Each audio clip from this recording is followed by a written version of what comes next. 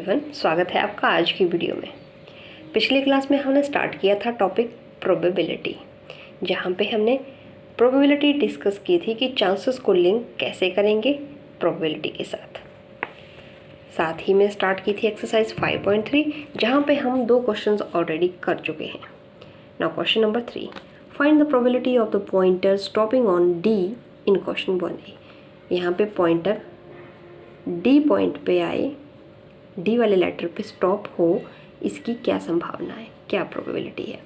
तो हम देखेंगे कि ये व्हील जो है वो स्पिनिंग व्हील कितने पार्ट्स में डिवाइडेड है।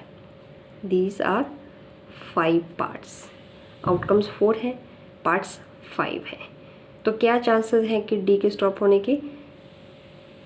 5 ब्लॉक्स में से किसी एक ब्लॉक पे डी के चांस इतने ही हैं। तो इस प्रोबेबिलिटी को हम लिख सकते हैं, डी के लिए हम लिखेंगे एट ए टाइम 1 आउटकम और total number of outcomes, total number of places where the pointer can stop, that are 5. So we will write the probability of coming the pointer to D is 1/5. Second one, probability of getting an ace from a well shuffled deck of 52 playing cards. Playing cards का एक pack है, जहाँ से क्या संभावना है कि आप उसमें एस का कार्ड निकालें। किसी well shuffle deck of cards में क्या होता है, 13 सब तरह के कार्ड होते हैं। That is heart, spade, diamond and club, 4 तरह के होंगे और हर तरह के कार्ड में एक एस होगा। So how many ace will be there? There will be 4 ace. So probability of coming an ace, total ace 4 है और एक पैक ऑफ कार्ड्स में divided by total number of cards. हम प्रोबेबिलिटी ऐसे ही निकालते हैं, देन इसको कैंसिल आउट हो जाएगा ये, and this will give the probability that is 1/13। So probability आपके पास आ जाएगी 1/13। Next question, C part, probability of getting a red apple. क्या प्रोबेबिलिटी है कि रेड एप्पल आपके पास आए? यहाँ पे एप्पल्स दिए हैं, G stands for green apple and R stands for red apple. How many red apples are there? There are 4 red apples. और green apple कितने हैं? There are 3 green apples. So इस क्वेश्चन में पहले तो हम लिख लेते हैं टोटल एप्पल्स हैं कितने, 4 रेड हैं, 3 ग्रीन हैं, total are 7. So probability of coming red apple, red कितने हैं? 4 है और टोटल कितने हैं? 7. सो रेड एप्पल की प्रोबेबिलिटी हो जाएगी 4/7।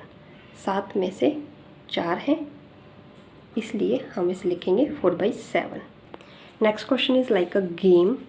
Number 1 to 10 are written on 10 separate slips. आपने छोटी छोटी स्लिप्स बना के रख ली हैं, उस पर नंबर्स लिख दिए हैं 1 to 10। Kept in a box and mix well, एक बॉक्स में डाल के उसको अच्छे तरह से मिक्स कर दिया। 1 slip is chosen from the box, एक स्लिप को चूज़ किया जाता है without looking into it obviously. What is the probability of getting a number 6? अब पहले तो आपके पास जो स्लिप्स हैं, ये मान लीजिए स्लिप्स हैं,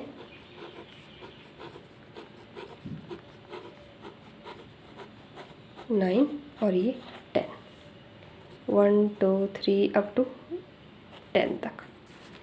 अब what is the probability of getting a number 6? उस बॉक्स में से 6 नंबर आने की क्या संभावना है? 6 इज़ अ 1 स्लिप, कोई एक स्लिप है जिस पे 6 लिखा हुआ है, divided by total number of slips. There are 10 slips. So probability of getting 6 is 1/10. Now second one is, what is the probability of getting number less than 6? 6 से कम number आने की क्या प्रोबेबिलिटी है? 6 से नंबर कम कितने वाले हैं? 1 2 3 4 5 नंबर्स हैं। सो प्रोबेबिलिटी सेकंड पार्ट में इसकी प्रोबेबिलिटी हो जाएगी 5 नंबर हैं, टोटल 10 है, तो हाफ हो जाएगी इसकी probability. Third one is getting a number greater than 6। 6 से ग्रेटर नंबर आने की क्या प्रोबेबिलिटी है? अब 6 से ग्रेटर नंबर कौन से हैं? स्लिप्स पे 4 ही नंबर हैं जो ग्रेटर हैं, तो इसकी प्रोबेबिलिटी हो जाएगी आपके पास 4/10। 2/5 आ गया आपके पास सॉल्व करके। अब फोर्थ पार्ट में है getting a 1 digit number. 1 digit number find out करने की कितनी प्रोबेबिलिटी है? 10 को छोड़ के सारे ही सिंगल डिजिट है, तो इसकी प्रोबेबिलिटी हो जाएगी, total numbers are 9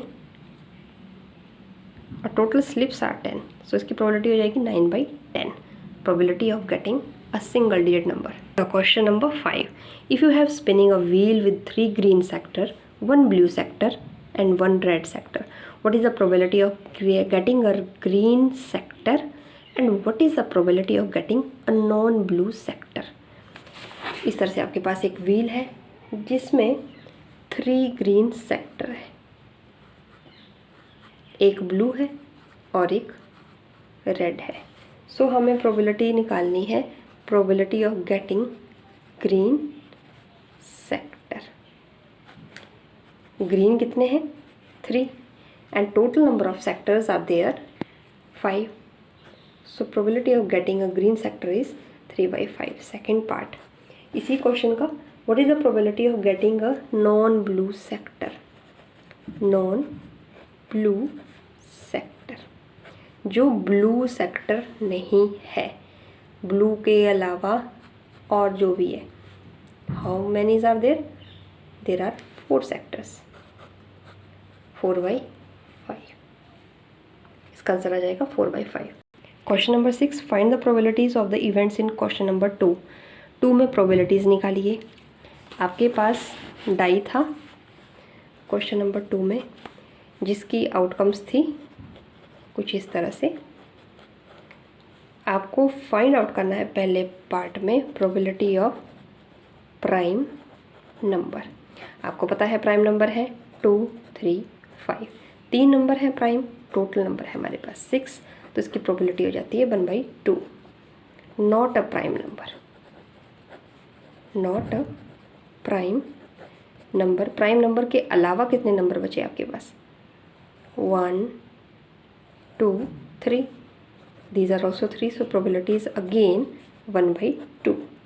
number greater than 5, एक ऐसा नंबर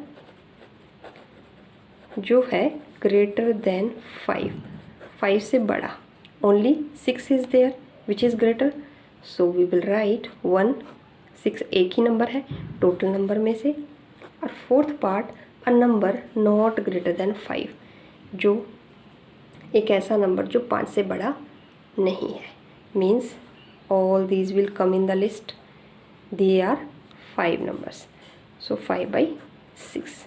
लास्ट वाले की प्रोबेबिलिटी हो जाएगी 5/6। So this is the simple exercise.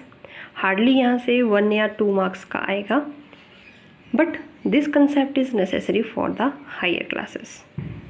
Hope you enjoy the session. Thanks for watching. मिलते हैं नेक्स्ट वीडियो।